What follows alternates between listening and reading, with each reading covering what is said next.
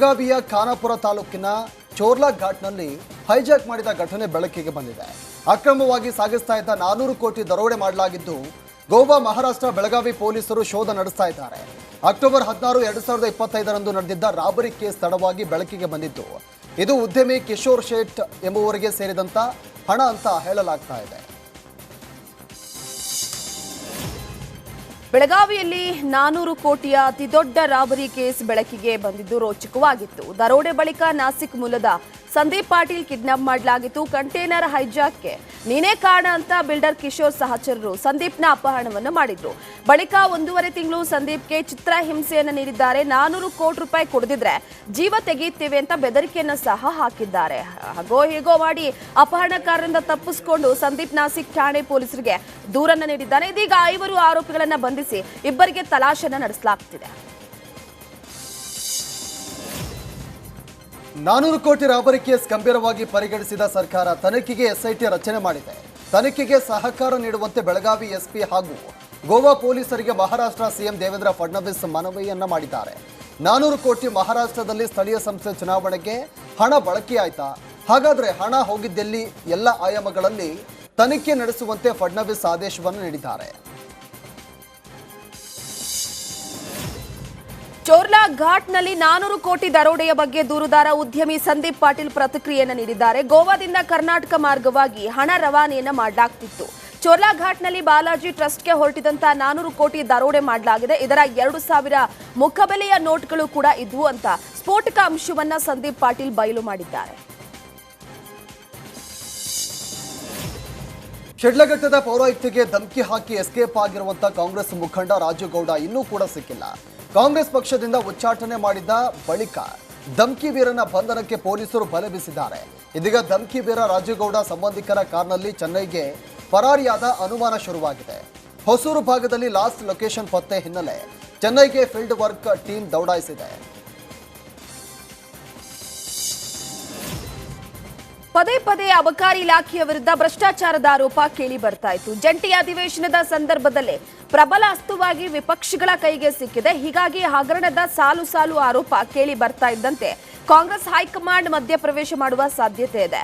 ಈಗಾಗಲೇ ಭ್ರಷ್ಟಾಚಾರದ ಬಗ್ಗೆ ಹೈಕಮಾಂಡ್ ನಾಯಕರು ಇಂಚಿಂಚು ಮಾಹಿತಿಯನ್ನ ಪಡೆದುಕೊಂಡಿದ್ರೆ, ಮತ್ತೊಂದೆಡೆ ತಿಮ್ಮಾಪುರ್ನಿಂದ ಸಿಎಂ ಸಿದ್ದರಾಮಯ್ಯ ಮಾಹಿತಿಯನ್ನ ಪಡೆದಿದ್ದಾರೆ. ಹೀಗಾಗಿ ಹೈಕಮಾಂಡ್ ನಾಯಕರು ಸೂಚಿಸಿದ್ರೆ ಸಚಿವ ತಿಮ್ಮಾಪುರ್ ರಾಜೀನಾಮೆ ನೀಡುವ ಸಾಧ್ಯತೆ ಇದೆ. ಗದಗದ ಲಕ್ಕುಂಡಿಯಲ್ಲಿ ಇಂದು ಉತ್ಖನನ ಇರೋದಿಲ್ಲ. ಇಂದು ಉತ್ಖನನ ಮಾಡುವ ಕಾರ್ಮಿಕರಿಗೆ ರಜೆ ನೀಡಲಾಗಿದೆ. ಸುಮಾರು 10 ಅಡಿಯಷ್ಟು ಆಳದವರೆಗೆ ಮಣ್ಣು ತೆಗೆಯಲಾಗಿದೆ. ಆದ್ದರಿಂದ ಇಂದು ಉತ್ಖನನಕ್ಕೆ ಅಲ್ಪ ವಿರಾಮ ನೀಡಲಾಗಿದೆ ಅಂತ ಲಕ್ಕುಂಡಿ ಅಭಿವೃದ್ಧಿ ಪ್ರಾಧಿಕಾರದ ಆಯುಕ್ತ ಶರಣು ಗೋಗರೆ ಹೇಳಿಕೆಯನ್ನು ಕೊಟ್ಟಿದ್ದಾರೆ. ಲಕ್ಕುಂಡಿಯ ಇತಿಹಾಸ ಬಗೆದಷ್ಟು ಬಯಲಾಗ್ತಾ ಇದೆ. ಪ್ರತಿಯೊಂದು ಗೋಡೆ ಕಲ್ಲುಗಳು ಗತಕಾಲದ ಇತಿಹಾಸವನ್ನ ಹೇಳ್ತಾವೆ. ಲಕ್ಕುಂಡಿಯ ಹುಬ್ಬಳ್ಳಿಯವರ ಮನೆ ಗೋಡೆ ಮೇಲೆ ಕಮಲಾಕೃತಿಯ ಚಿತ್ತಾರ ಮೂಡಿದೆ. ಪುರಾತನ ದೇವಾಲಯಕ್ಕೆ ಸಿಂಗಾರಕ್ಕೆ ಬಳಸುವಂತಹ ಮಾದರಿಯ ಹೂವಿನ ಕಲಾಕೃತಿ ಎಲ್ಲರನ್ನ ಹುಬ್ಬೇರಿಸುವಂತೆ ಮಾಡಿದೆ. ಇನ್ನು ಅಂದಾಜು 200 ವರ್ಷದ ಮನೆಯ ಗೋಡೆ ಮೇಲಿರುವ ಕಲ್ಲು ಅಂತ ಹೇಳಲಾಗ್ತಾ ಇದೆ.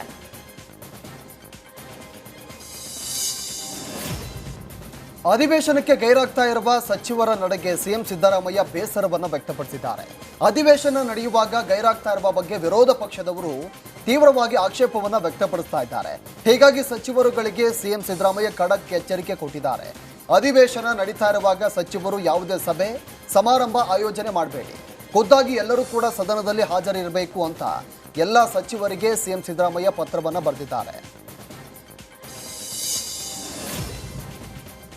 ವಿಜಯನಗರ ತುಂಗಾಭದ್ರಾ ಜಲಾಶಯಕ್ಕೆ ಹೊಸ ಕ್ರಸ್ಟ್ ಗೇಟ್ಗಳ ಅಳವಡಿಕೆ ಕಾರ್ಯ ಮಂದಗತಿಯಲ್ಲಿ ಸಾಗ್ತಾ ಇದೆ. ಗೇಟ್ ಅಳವಡಿಕೆಗೆ ಸಿಬ್ಬಂದಿಗಳನ್ನು ಹೆಚ್ಚಿಸಿ ತ್ವರಿತವಾಗಿ ಪೂರ್ಣಗೊಳಿಸುವುದಕ್ಕೆ ಆಗ್ರಹಿಸಲಾಗಿದೆ. ನೀಡಿರುವಂತಹ 10 ಕೋಟಿ ಅನುದಾನ ರಾಜ್ಯ ಸರ್ಕಾರದ ವಾಪಸ್ ಪಡಿತಾ ಇರುವುದರಿಂದ ಸ್ಥಳೀಯರು ಆಕ್ರೋಶವನ್ನ ವ್ಯಕ್ತಪಡಿಸಿದ್ದಾರೆ. 2 ತಿಂಗಳು ಕಳೆಯುತ್ತಾ ಬಂದರೂ ಕೂಡ ಒಂದು ಗೇಟ್ ಮಾತ್ರ ಅಳವಡಿಕೆ ಮಾಡಲಾಗಿದೆ. ಈಗಾಗಲೇ ಒಂದು ಬೆಳೆಗೆ ನೀರಿಲ್ಲದೆ ರೈತರು ಕಂಗಾಲಾಗಿದ್ದಾರೆ. ಹೀಗಾಗಿ ರಾಜ್ಯ ಸರ್ಕಾರ ಸಿಎಂ ಕುರ್ಚಿ ಗದ್ದಲ ಬಿಟ್ಟು ಗೇಟ್ ಅಳವಡಿಕೆ ಕಾರ್ಯದತ್ತ ಗಮನ ಹರಿಸುವಂತೆ ಆಗ್ರಹಿಸಲಾಗ್ತಾ ಇದೆ.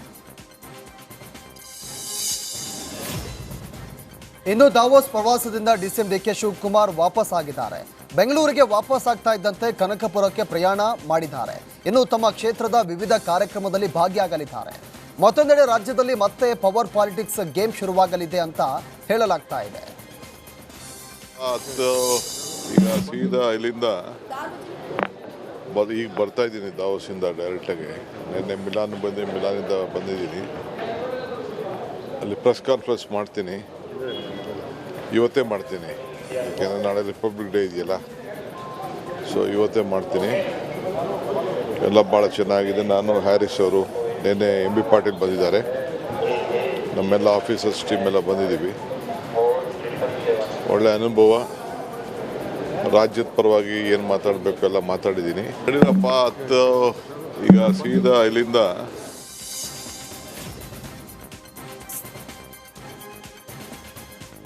ಸಾರ್ವಜನಿಕರಿಗೆ ರೂಲ್ಸ್ ಫಾಲೋ ಮಾಡಿ ಅಂತ ಹೇಳುವ ಪೊಲೀಸರೇ ರೂಲ್ಸ್ ಬ್ರೇಕ್ ಮಾಡಿದ್ದಾರೆ.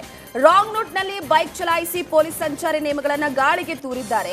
ಬೆಂಗಳೂರಿನ ಹೆಬ್ಬಾಳದ ಆಸ್ಪತ್ರೆಯ ಬಳಿ ಪೊಲೀಸಪ್ಪ ಬೈಕ್ನ ರಾಂಗ್ ರೂಟ್ನಲ್ಲಿ ಚಾಲನೆ ಮಾಡೋದು ಮುಂದೆ ಬರ್ತಾ ಇದ್ದಂತ ಕಾರಿನ ಡ್ಯಾಶ್ ಬೋರ್ಡ್ ಕ್ಯಾಮೆರಾದಲ್ಲಿ ಸೆರೆಯಾಗಿದೆ. ಪೊಲೀಸರೇ ರೂಲ್ಸ್ ಬ್ರೇಕ್ ಮಾಡಿದ್ರೆ ಹೇಗೆ? ಆ ಪೊಲೀಸ್ ಸಿಬ್ಬಂದಿಯ ಪರವಾನಗಿ ರದ್ದು ಮಾಡುವಂತೆ ಜನ ಒತ್ತಾಯವನ್ನ ಮಾಡಿದ್ದಾರೆ. ಇತ್ತೀಚೆಗೆ ಬೆಂಗಳೂರಲ್ಲಿ ಶೂ ಗಳ್ಳರ ಹಾವಳಿ ಹೆಚ್ಚಾಗಿದೆ. ಮಂಕಿ ಕ್ಯಾಪ್ ಹಾಕೊಂಡು ಬ್ಯಾಗ್ ಹಿಡಿದು ಕಳ್ಳರು ಶೂ ಕದೀತಾ ಇದ್ದಾರೆ. ಬೆಲೆ ಬಾಳುವಂತ ಶೂ ಬ್ಯಾಗ್ನಲ್ಲಿ ಹಾಕೊಂಡು ಎಸ್ಕೇಪ್ ಆಗ್ತಾರೆ. ಕೆಂಗೇರಿಯ SMV ಲೇಔಟ್ನಲ್ಲಿ ಮಧ್ಯರಾತ್ರಿ ಕಳ್ಳನೊಬ್ಬ ಎಂಟ್ರಿ ಕೊಟ್ಟಿದ್ದ. ಒಬ್ಬನೇ ಏರಿಯಾ ಸುತ್ತಾಡಿ ಶೂ ಕದ್ದು ಎಸ್ಕೇಪ್ ಆಗಿದ್ದಾನೆ. ಅದರಂತೆ ಕೆಂಗೇರಿ ಅನ್ನಪೂರ್ಣೇಶ್ವರಿ, ಜ್ಞಾನ ಭಾರತಿ, ಪೀಣ್ಯ ಠಾಣೆ ವ್ಯಾಪ್ತಿಯಲ್ಲೂ ಕೂಡ ಶೂ ಕಳ್ಳತನ ನಡೆದಿದೆ. ಸ್ಕೂಟಿಯಲ್ಲಿ ಬಂದಿದ್ದ ಇಬ್ಬರು ಶೂ ಕದ್ದಿದ್ದಾರೆ. ಸದ್ಯ ಶೂ ಕಳ್ಳರಿಗಾಗಿ ಪೊಲೀಸರು ಹುಡುಕಾಟವನ್ನು ನಡೆಸ್ತಾ ಇದ್ದಾರೆ.